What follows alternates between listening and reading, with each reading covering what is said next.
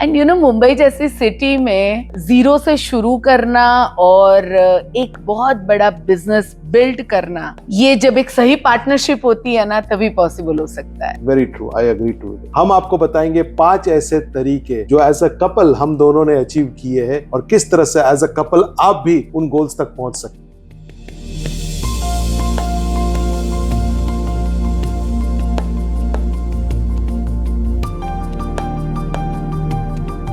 लोग है ना अपना वैकेशन प्लान करते हैं, शॉपिंग कैसे जाना साथ में एज अ कपल, वो प्लान करते हैं। और हमने क्या प्लान की कि किस तरह से हम अपने फाइनेंशियल फ्रीडम किस तरह से अचीव करें, उसकी प्लानिंग की। यस, और ये करते करते 30 साल हो गए, मालूम है। और 30 साल में सिर्फ इंडिया में नहीं, हमने इंटरनेशनल कई कंट्री में अपने बिजनेस को डेवलप किया। Yes, you are right. और हमने सिर्फ पैसा कमाना ही नहीं सोचा है, लेकिन एक लेगेसी अपने नेक्स्ट जनरेशन को देना है, अपने विजन के ऊपर भी काम करना है, इसके बारे में भी प्लानिंग की है। एंड मैं तो सिर्फ एक हाउसवाइफ थी, मुझे ज्यादा कुछ आता नहीं था, बहुत ज्यादा पढ़ी लिखी नहीं थी, बट ये सोचा कि क्यों ना हम अपनी फैमिली के लिए, अपने बेटे के लिए एक फाइनेंशियल फ्रीडम प्लान करे, क्यों ना हम एक ऐसी लाइफ प्लान करे जो हमारी नेक्स्ट जनरेशन की पूरी जिंदगी बदल दे। ये जरूर कहना चाहूंगा कि मैं पार्टनर ढूंढ रहा था और मुझे लाइफ पार्टनर, अपने गोल का पार्टनर मिल गया मुझे।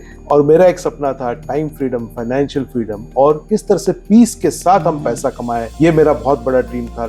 या एंड मुंबई जैसी सिटी में जीरो से शुरू करना और एक बहुत बड़ा बिजनेस बिल्ड करना, ये जब एक सही पार्टनरशिप होती है ना, तभी पॉसिबल हो सकता है। Very true, I agree to it. हम आपको बताएंगे 5 ऐसे तरीके जो एज अ कपल हम दोनों ने अचीव किए हैं। पहला तरीका, split the roles not the goal. Yes, so हम लोगों ने हमारा काम पहले से ही डिवाइड रखा, जो जिसमें बेस्ट था उसने वो काम किया। जैसे शुरू में मैं बैकएंड का वर्क संभालती थी, फोन हैंडल्स करना, लोगों के ऑर्डर्स इकट्ठा करना, लोगों को फॉलो अप करना, होम मीटिंग करना और टीम के अंदर एक मोटिवेशन बना के रखना। मुझे बहुत अच्छा लगता था लोगों से बात करना और लोगों के अराउंड रहना, और मैंने उसी के ऊपर सबसे ज्यादा काम किया। मैं फील्ड में फ्रंट एंड के ऊपर काम करता था, लोगों से मिलता था, प्रेजेंटेशंस देता था और कई लोगों को मैंने प्रेजेंटेशंस दिए और आप पूरा बैकएंड संभालती थी। तो ये जो बैलेंस जो होता है ना, ये करना बहुत जरूरी है, क्योंकि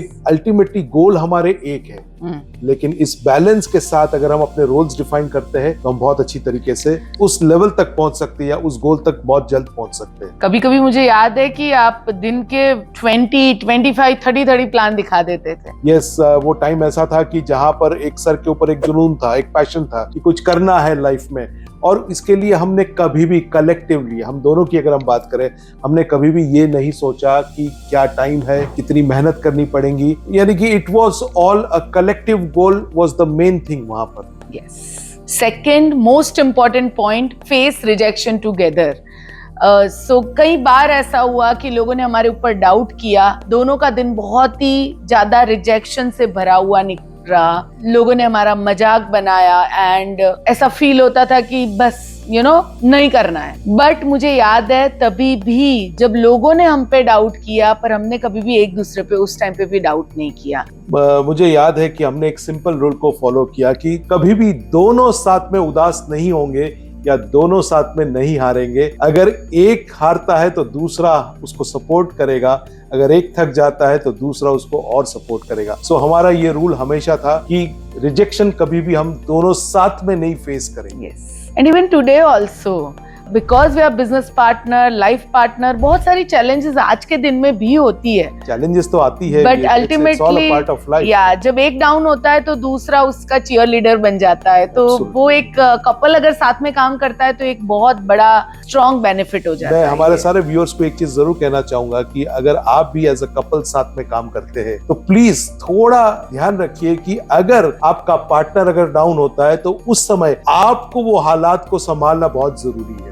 point number 3, money was never the only goal. अब आप सोच रहे होंगे कि हम यहाँ पर बात कर रहे हैं फाइनेंशियल फ्रीडम की और ये क्या आ गया, लेकिन मैं आपको ये कहना चाहूंगा कि सिर्फ पैसा कमाना ही that's not the only thing. आपके लिए जरूरी है टाइम फ्रीडम, आपके लिए जरूरी है सुकून, पीस ऑफ माइंड, और अगर आपके पास वो पीस ऑफ माइंड है तभी आप अपने पेरेंट्स को भी वही लाइफ दे सकते हैं, वो जो लाइफ वो डिजर्व करते हैं। सो मेरे हिसाब से real success it's not only about making money, it is about having the right peace of mind, time freedom. What do you say? या यू आर राइट। एंड आपको मालूम है और एक बात, जब सक्सेस मुझे और ज्यादा इस बिजनेस में समझ आई, जब हमारी तरह दूसरे कपल जो यही पथ को फॉलो करते हुए जब वो सक्सेसफुल होने लगे और उनकी लाइफ में भी वो एक फ्रीडम आने लगी जहां वो एक दूसरे को टाइम दे सकते हैं, अपने हिसाब से साथ में बिजनेस डेवलप करने के लिए वो अलग अलग सिटी में जाते हैं, और जब वो एक आजादी की जिंदगी जीते हैं जहां पे उन्हें अलार्म के हिसाब से उठना नहीं पड़ता है,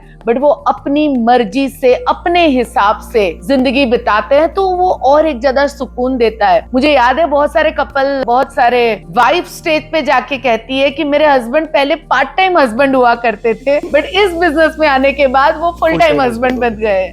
तो इस तरह का जब हम अपने टीम में लोगों के फेस पे सुकून देखते हैं, हैप्पीनेस देखते हैं, तो मालूम पड़ता है कि this is not only for money, ये इससे कई गुना ज्यादा एक बड़ा पर्पस है जो हमारे थ्रू बहुत सारे और लोगों तक भी पहुंचा सकते हैं। मुझे तो सक्सेस के डेफिनेशन में यही समझ में आता है कि रियल सक्सेस वो है कि आप अपने आप से प्यार करो, कि आप अपने लोगों को प्यार करो, कि जहां पर पीस ऑफ माइंड के साथ आप और भी पैसे कमाओ। Point number 4, fail faster, learn faster and don't be afraid of mistakes. Her failure एक रुकावट नहीं लेकिन एक प्राइसलेस लेसन बन सकता है। गलतियां हम भी करते हैं, गलतियां हमने भी की है, लेकिन अगर हम गलतियों में अगर हम एक दूसरे को ब्लेम करेंगे तो हम कभी भी अपने गोल तक नहीं पहुंच पाएंगे।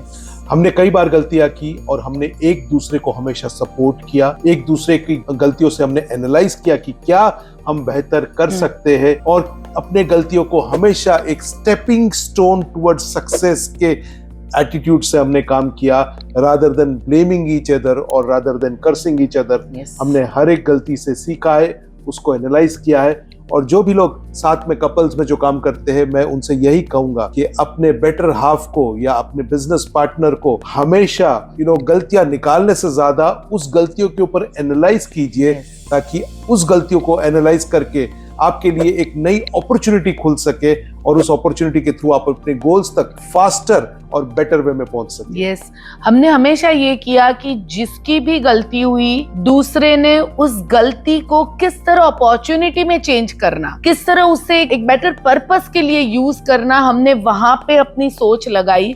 और कपल साथ में काम करने का सबसे बड़ा फायदा हमें यही मिला, बिकॉज हम इंसान है तो गलती होना एक नेचुरल चीज है, चैलेंजेस भी बहुत आती है, बट जब भी चैलेंज आई या गलती हुई तो दूसरे पार्टनर ने उसे किस तरह अपॉर्चुनिटी में शिफ्ट करना, उसके ऊपर काम किया, और उसका नतीजा ये आया कि हर चैलेंजेस से हम और ज्यादा स्ट्रॉन्ग होके उभरते गए और हमारी रिलेशनशिप और ज्यादा मजबूत होती गई। और एक जो पॉइंट हमने बहुत अच्छे से सीखा वो है फाइनेंशियल लिटरेसी के ऊपर किस तरह साथ में काम करना। एज अ हाउसवाइफ मुझे कुछ भी पहले नहीं मालूम होता था कि फाइनेंस क्या होता है, उसे मैनेज कैसे किया जाता है, ये कितना जरूरी होता है, किस तरह इसे कमाया जाता है। बट बिकॉज इस बिजनेस में आने के बाद मैंने फाइनेंस को मैनेज करना सीखा। मुझे समझ में आने लगा कि किस तरह, कैसे हम अपने बिजनेस को प्लान करेंगे तो हम और ज्यादा पैसा कमा सकते हैं, किस तरह हमारे इनकम ऑफ सोर्सेज हम और ज्यादा बढ़ाएं, जिससे हम अपनी एक लेगेसी बना सके हमारी नेक्स्ट जनरेशन के लिए। मेरा बैकग्राउंड तो फाइनेंस का था, जैसे आप सब जानते ही है, लेकिन मैं हमेशा ये कहूंगा कि हस्बैंड वाइफ अगर मिलके अगर अपनी फाइनेंशियल प्लानिंग करे तो वो प्लानिंग बहुत पक्की हो सकती है। सेकेंडली, जो बहुत सारे कपल गोल्स होते हैं वो उस गोल्स तक भी बहुत जल्द पहुंच सकते हैं, और फाइनेंशियल लिटरेसी और फाइनेंशियल विजडम होना ही चाहिए एज अ कपल दोनों को। सो ये बहुत इंपॉर्टेंट है। क्यों? क्योंकि बहुत सारे चैलेंजेस आ सकते हैं, लेकिन उस चैलेंजेस के लिए अगर आप अभी से तैयारी करेंगे तो कल वो चैलेंजेस आपको चैलेंजेस नहीं लगेंगे, और आप उस पर्टिकुलर पीरियड से बहुत ग्रेसफुली बाहर निकल के एक रोल मॉडल बन सकते हैं, अपने जैसे और कपल्स को भी गाइड कर सकते हैं। सो मैं ये जरूर कहना चाहूंगा कि फाइनेंशियल विजडम और फाइनेंशियल नॉलेज एक दूसरे के साथ जरूर शेयर करना चाहिए, ताकि मिलके आप अपने गोल्स तक पहुंच सके। एंड फैमिली गोल्स के ऊपर भी अगर एक ही दिशा में काम करते हैं तो परिवार पूरा ऊपर आ जाता है। अगर दोनों की दिशा अलग अलग होती है तो then there is a issue. क्योंकि अल्टीमेटली गोल जो फाइनेंशियल इंडिपेंडेंस का है, तो वो फाइनेंशियल लिटरेसी होगी, तभी आप फाइनेंशियल इंडिपेंडेंस तक पहुंच पाए। नेक्स्ट पॉइंट, अकाउंटेबिलिटी पार्टनर का role. As a business partner, as a cup, हम एक दूसरे के सबसे बड़े अकाउंटेबल पार्टनर्स हैं। बहुत बार ऐसा भी होता है कि कभी कभी गोल्स मिस हो जाते हैं, टारगेट्स नहीं रीच कर पाते। एक दूसरे को ब्लेम करने के बदले अगर हम एक दूसरे को अकाउंटेबल रखें और उस अकाउंटेबिलिटी से अगर हम प्लान करें कि भाई क्या गलती हुई, क्या जॉइंटली हमने बात ठीक नहीं की, अगर उस एटीट्यूड से काम करें, अगर उस सोच से काम करें, तो मुझे लगता है कि हम अपने गोल्स तक और बहुत अच्छी तरह से और ग्रेसफुली पहुंच पाए। यस, एक दूसरे के हमेशा अकाउंटेबल रहे, ब्लेम नहीं किया एक दूसरे पे, पर हमने हमेशा एक दूसरे को याद दिलाया कि हमें ये करना था, हम यहाँ तक नहीं पहुंच पाए, बहुत ग्रेसफुली। तो ये भी हम कह सकते हैं कि हम एक दूसरे के बहुत बड़े क्रिटिक भी है। जहाँ पे जरूरत पड़ती है, हम जो फैक्ट है वो एज अ अकाउंटेबल पार्टनर हम एक दूसरे के सामने रखते हैं। मुझे लगता है कि ये अंडरस्टैंडिंग होनी बहुत जरूरी है हर एक पार्टनर और बिजनेस पार्टनर्स के अंदर, कि जो कुछ भी है वो एक दूसरे के साथ फुली शेयर कर सकते हैं, कुछ छुपाना नहीं है, बल्कि फुली ऑनेस्टी के साथ एक दूसरे के साथ उन्हें एक दूसरे को अकाउंटेबल रखना बहुत जरूरी है। नेक्स्ट पॉइंट, लेगेसी बिल्डिंग पे फोकस करो। मुझे लगता है ये सबसे इंपॉर्टेंट पॉइंट है जो एज अ कपल इसके ऊपर बहुत गौर फरमाना पड़ेगा, क्योंकि आप बात करते हैं कि फाइनेंशियल इंडिपेंडेंस की। Financial independence is not only कि आप खुद as a couple financially independent हो, लेकिन it's about giving financial independence to your next generation. Legacy छोड़ के जाना, एक ऐसी इनकम छोड़ के जाना आपके नेक्स्ट जनरेशन के लिए कि उन्हें कभी भी दिक्कत ना आए और उन्हें कभी भी पैसे के प्रॉब्लम ना आए। तो मुझे लगता है कि thinking about financial independence and achieving it. And you know, legacy का मतलब होता है कि एक एक स्टेप बहुत समझ के उठाना, पूरी तरह ईमानदारी के साथ लंबे विजन के लिए काम करना। और हम इस बिजनेस को इसी तरह बिल्ड करते हैं। हम इस बिजनेस को आज के लिए, कल के लिए और कुछ पैसों के लिए बिल्ड नहीं कर रहे हैं, बट एज अ कपल हम इस बिजनेस को बिल्ड कर रहे हैं कि किस तरह हम ज्यादा से ज्यादा लेगेसी अपनी नेक्स्ट जनरेशन, अगली पीढ़ियों के लिए छोड़े, जिससे जितनी स्ट्रगल हमें करनी पड़ी वो उन्हें ना करनी पड़े। सो जितने भी कपल यहाँ पे हैं उन सबको मैं यही कहना चाहती हूँ, कभी कभी छोटी छोटी चीजों में मत उलझिए, बड़े विजन के साथ काम करिए और हमेशा याद रखिए कि आप इस बिजनेस को क्यों कर रहे हो।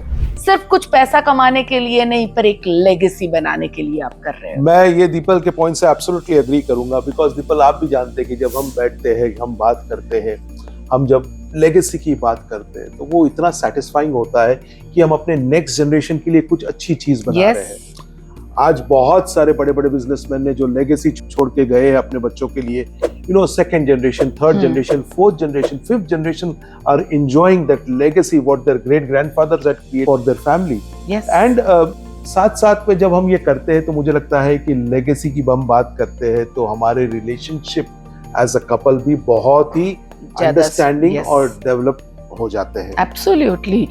So the thing is कि मेरी दादी हमेशा कहा करती थी कि कोई एक जनरेशन होता है जिसे बहुत मेहनत करनी पड़ती है, एंड अगर हम वो जनरेशन बन जाए अपनी नेक्स्ट पीढ़ी के लिए और बार बार इधर से उधर भागना, शॉर्ट टर्म के लिए नेटवर्क मार्केटिंग को देखना, उसके बदले इसे एक लेगेसी का बिजनेस की तरह देखे, पीढ़ियों के बाद पीढ़ियां जो एक फ्लरिश करे इस बिजनेस की तरह अगर हम इसे देखें, तो एज अ कपल आप इसको एक नेक्स्ट लेवल पे लेके जा सकते हैं। I agree to it 100%। मैं तो यही कहूंगा कि अगर आप दोनों मिलके अगर एक विजन को चेस करते हैं या एक सपने को चेस करते हैं, तो जो चैलेंजेस होते हैं ना, वो चैलेंजेस नहीं लगती है और सक्सेस बहुत जल्द मिल जाती है। एब्सोल्युटली।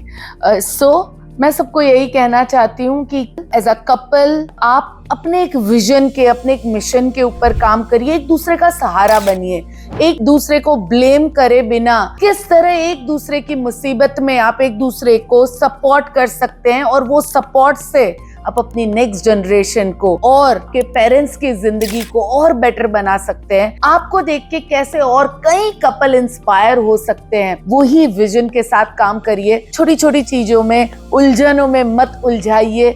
लोग आपको टोकेंगे, लोग आपको रोकेंगे, लोग आपकी मजाक बनाएंगे, बट अगर आपका ध्यान आपके विजन और मिशन पे रहेगा और एक दूसरे को सपोर्ट करने पे रहेगा, तो बिलीव मी आपका नेक्स्ट जनरेशन एक अलग ही जिंदगी जी रहा होगा। और हमने बार बार यही कहा है कि 1+1 is not 2, but 1 + 1 is 11 when couples work together.